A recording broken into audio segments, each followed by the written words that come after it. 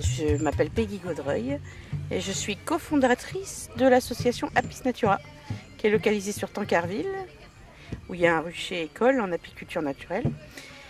L'apiculture naturelle, elle n'a pas de définition exhaustive, c'est plutôt une philosophie, une approche en conscience d'accompagnement des abeilles.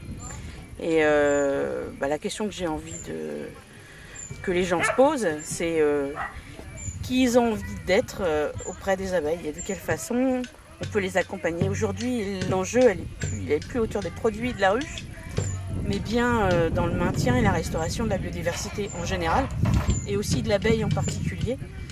Et donc, moi, j'invite les gens à partir des fondamentaux que sont les besoins des abeilles, par l'observation, et puis l'accompagnement des mouvements naturels.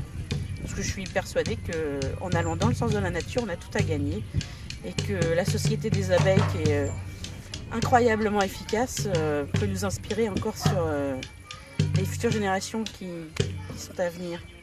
Et puis je veux interroger nos pratiques au sens général, qu'elles soient dans la perception qu'on a de notre milieu, mais aussi même les pratiques de l'apiculture. Et donc l'apiculture naturelle, elle croise à la fois les savoir-faire traditionnels, les savoir-faire modernes, et tout ça dans un contexte de réalité. Donc, je te l'ai dit, partir des besoins, donc c'est un abri. Alors déjà, c'est se poser la question, pourquoi les abeilles, elles ont besoin d'un abri? Voilà. Et donc j'y réponds, c'est parce qu'il y a des millions d'années, elle a gardé de son évolution sa tropicalisation, et donc les conditions d'homéostasie à l'intérieur de la ruche. Déjà, c'est quelque chose qui est assez ignoré par le grand public.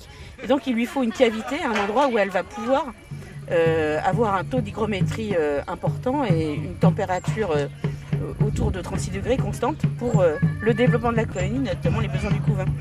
Voilà. Et puis, est-ce qu'on a nécessairement accompagné les abeilles, c'est leur voler leurs produits? Non.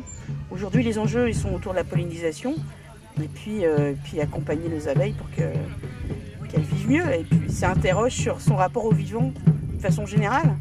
Donc, c'est une place en harmonie entre l'homme et le vivant. Et puis, moi, il y a quelque chose qui me le sert, c'est qu'on considère que notre abeille, là, elle est plus sauvage. Alors que si elle est encore là et qu'elle est si magnifique et si intelligente d'efficacité, c'est qu'elle a justement su rester sauvage. Donc, il faut tirer parti de ce sauvage, l'accompagner, ou ne rien faire du tout, ce qui est encore mieux.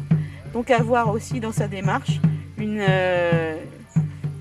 action résiliente où les abeilles peuvent nicher et s'adapter à nos bouleversements, puisque c'est les hommes qui bouleversent notre nature aujourd'hui. Voilà.